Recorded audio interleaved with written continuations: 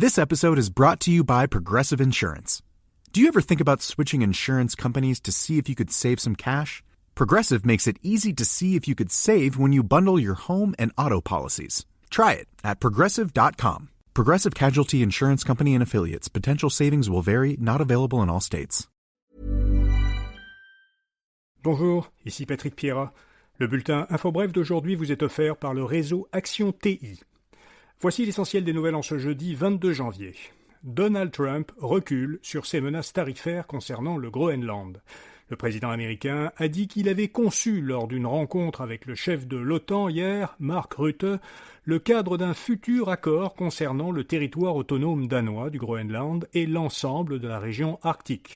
Trump a précisé qu'il renonçait par conséquent à surtaxer des pays européens qui s'opposaient à l'achat du Groenland par les États-Unis, menace qu'il avait proférée ces derniers jours.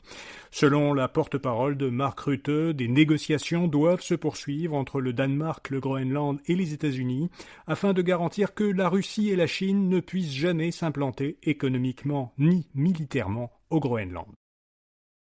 Le Canada doit-il se préparer à une éventuelle invasion américaine ?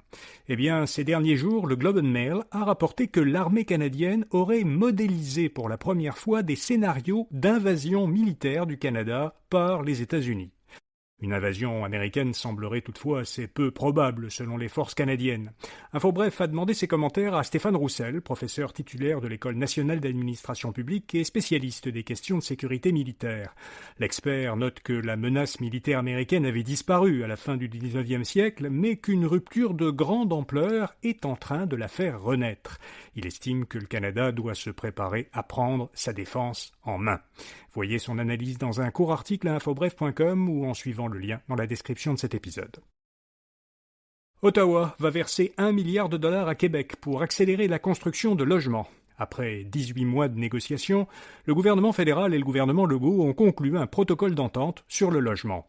Le Québec touchera sa part, presque 1 milliard de dollars, du Fonds canadien pour les infrastructures liées au logement. Ce montant sera utilisé pour construire et mettre à niveau des infrastructures essentielles à la construction de nouveaux logements, comme l'approvisionnement en eau potable et le traitement des eaux usées. Cependant, 1 milliard de dollars, même si c'est une grosse somme, ne couvrirait que 2% des besoins des municipalités en infrastructure. C'est ce que calcule l'Association des professionnels de la construction et de l'habitation du Québec. Les salaires devraient augmenter cette année un peu moins vite que prévu. Selon un sondage de la firme montréalaise Normandin-Baudry, les organisations québécoises prévoient d'augmenter en moyenne de 3% les salaires de leurs employés cette année. 3%, c'est 0,3 points de pourcentage de moins que la prévision moyenne qui ressortait d'un sondage similaire mené l'été dernier. Normandin-Baudry explique que les organisations font preuve de prudence parce que l'économie canadienne évolue actuellement dans un climat d'incertitude.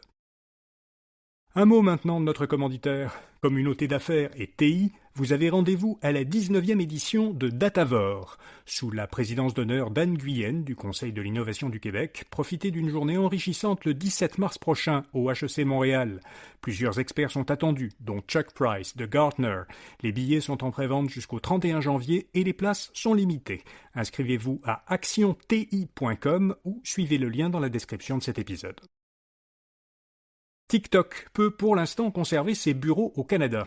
La Cour fédérale a suspendu en effet une ordonnance de 2024 qui devait, pour des raisons de sécurité nationale, forcer la dissolution de la filiale canadienne de TikTok et fermer ses bureaux au pays.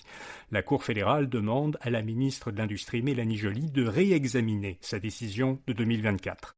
Il faut préciser que cette ordonnance du gouvernement n'avait pas d'impact direct sur la disponibilité ni l'utilisation au Canada de l'application TikTok. Ces deux choses-là n'ont donc pas été mises en cause. Aux États-Unis, en revanche, TikTok avait été menacé d'interdiction quasi complète, mais le réseau social a évité cette menace en décembre dernier en acceptant de vendre ses activités américaines à des intérêts américains. Ubisoft annule le développement de plusieurs jeux. L'entreprise française de jeux vidéo, aux prises avec plusieurs difficultés financières, a annoncé hier qu'elle annulait le développement de 6 jeux, dont un de la saga Prince of Persia. Ubisoft compte par ailleurs revoir sa structure opérationnelle. Elle sera réorganisée dans les prochaines semaines autour de 5 maisons créatives et ces maisons donc des unités créatives seront chacune responsables de certaines sagas de jeux d'Ubisoft. La multinationale, dont un peu plus de 20% des employés sont à Montréal, estime que ces changements lui permettront d'économiser plus de 300 millions de dollars cette année. L'Institut québécois d'intelligence artificielle, le MILA, et la firme montréalaise de capital de risque Innovia Capital lancent ensemble le fonds Venture Scientist.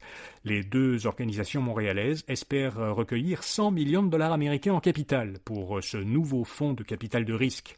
Il est destiné à soutenir les entreprises canadiennes au stade de démarrage qui développent des technologies liées à l'intelligence artificielle. L'objectif est de transformer la recherche des universités canadiennes en IA en entreprise et de retenir au Canada les talents en intelligence artificielle. Et puis, plus de la moitié des foyers québécois ont un animal de compagnie. Selon un sondage léger pour l'Association des médecins vétérinaires du Québec en pratique de petits animaux, il y avait l'an dernier 1,4 million de chiens et chats dans les foyers québécois. 32% des foyers avaient au moins un chat, 26% avaient au moins un chien, 9% avaient à la fois un chat et un chien.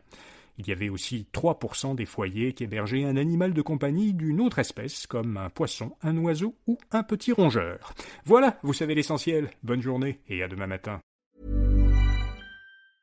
This episode is brought to you by Progressive Insurance. Do you ever think about switching your insurance companies to see if you could save some cash? Progressive makes it easy. Just drop in some details about yourself and see if you're eligible to save money when you bundle your home and auto policies. The process only takes minutes, and it could mean hundreds more in your pocket. Visit Progressive.com after this episode to see if you could save. Progressive Casualty Insurance Company and Affiliates. Potential savings will vary. Not available in all states.